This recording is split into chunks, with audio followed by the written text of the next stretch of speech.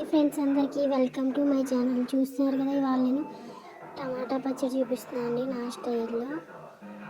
వీడియోలో చూపించిన ఇంగ్రీడియంట్స్ అన్నీ తీసుకోవాలండి. అదిగోండి మసాలా దినుసులు అవి నేను చూపించాను కదా, సేమ్ అలాగే మీకు ఎంత క్వాంటిటీ కావాలంటే అంత క్వాంటిటీ తీసుకోవచ్చు. ఎక్కువ కాకుండా మరి కొంచెం తగ్గించి తీసుకోండి.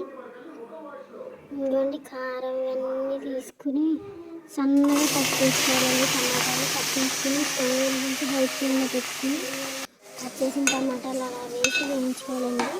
తర్వాత చింతపండు ఉంటుంది కదా, చింతపండు పైన చెత్త అంతే నానబెట్టేసి ఉంటాం కదా, చెత్త అంతా సెపరేట్ చేసేసి మంచిగా ఉన్నదంతా తీసుకుని ఇదిగో వీడియోలో చూపిస్తున్నట్టు అలా వేసుకోండి. దానిపైన టమాటాల పైన కాస్త వేగాక ఈ రెండు కలిపి కాస్త బాగా వేగుతాయండి. రెండు తిప్పుకోవాలి. ఒక 2 నిమిషాలు మూత పెట్టుకుంటే కాస్త మగ్గినట్టు అనిపిస్తుంది మీకు. నేను పెట్టలేదు, హై ఫ్లేమ్లోనే పెట్టి చేసుకోవాలండి. ఇది కంప్లీట్ ప్రాసెస్ అంతా దగ్గర నుండి తిప్పుకుంటే ఇది కరెక్ట్గా చేస్తే 1 అవర్లో అయిపోతుందండి, లేదంటే 1/2 అవర్ పడుతుంది.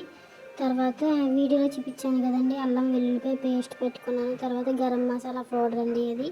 ఆ పక్కనేమో వెల్లుల్లిపాయలు కూడా తీసి పెట్టుకున్నాను పెట్టుకోవాల్సి. ఇదేమో ఆవాల పొడి అండి, ఆవాలు కూడా మిక్సీ చేసి పెట్టుకున్నానండి.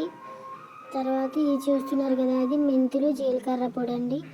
నేను వేయించి అవన్నీ లైట్గా పౌడర్ చేసుకున్నాను. మీరు కూడా అలాగే చేసి పక్కన పెట్టుకోండి. ఎందుకంటే మూత పెట్టి తీస్తే ఇలా అయ్యింది. ఇప్పుడు దీనికి ఉప్పు వేసుకుంటే సాల్ట్ వేసుకోవాలండి. తగినంత సాల్ట్ వేసుకుని బాగా దగ్గర తిప్పుకుని హై ఫ్లేమ్లో కదా తొందరగా ఇదైపోతుందండి.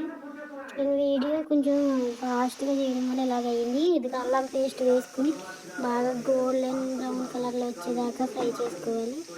తర్వాత ఇదిగోండి వెల్లుల్లిపాయలు, కరివేపాకు, ఎండుమిరపకాయలు, మినపప్పు, ఇంగువ వేసి ఆయిల్ వేసి బాగా వేయించుకోవాలండి. ఇవి బాగా వేగాలి. వెల్లుల్లిపాయలు వేయించక్కర్లేకుండా పచ్చిగా తినాలనుకున్న వాళ్ళు అయితే పచ్చడి అంతా అయిపోయాక పచ్చిగా కలిపేసుకోవచ్చండి, ఆవకాయ పైన కలుపుకున్నట్టు. కానీ మాకు అలా ఇష్టం ఉండదండి, అందుకనేసి నేను ఇలా చేస్తాను. మీకు అలా కావాలంటే మీరు అలా కలుపుకోవచ్చు. అల్లం వేయించాం కదండి, అల్లం వేయించిన నూనెలోనే ఈ పోపులు కూడా వేసేసాను. ఇక కారముని టమాటా మిక్సీ పట్టేసానండి. టమాటా ఉడకబెట్టాం కదా, అది మిక్సీ పట్టేసాను.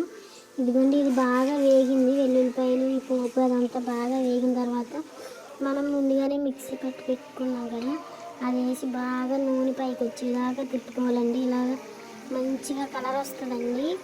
ఇలా కలర్ వచ్చేదాకా మంచిగా నీట్గా తిప్పుకొని పచ్చివాసన పోయేదాకా బాగా వేయించుకోవాలండి. వేయించుకుని దీనిపైనే మనం ముందుగా చేసుకున్నాం కదా గరం మసాలా పౌడర్, అలాగే జీలకర్ర మెంతి పౌడర్, అది కూడా దీనిపైన వేసేసుకుని తిప్పేసుకోవాలండి. 2 మినిట్స్లో దించుతాం అనిపించుకుని మాత్రమే ఆవపిండి వేసుకుని మిక్స్ చేసి పక్కన పెట్టేసి చల్లారాక తీసేసుకోవచ్చండి. జార్లోకి ఇందులోకైనా నేను అలాగే చేశాను. ఆవు పొడి అది వేసింది వీడియో స్కిప్ అయిందండి. ఇదిగోండి నేను సపరేట్గా తీసేసానండి. ఒక గాజు జార్లోకి తీసి నేను సపరేట్ చేసుకున్నానండి.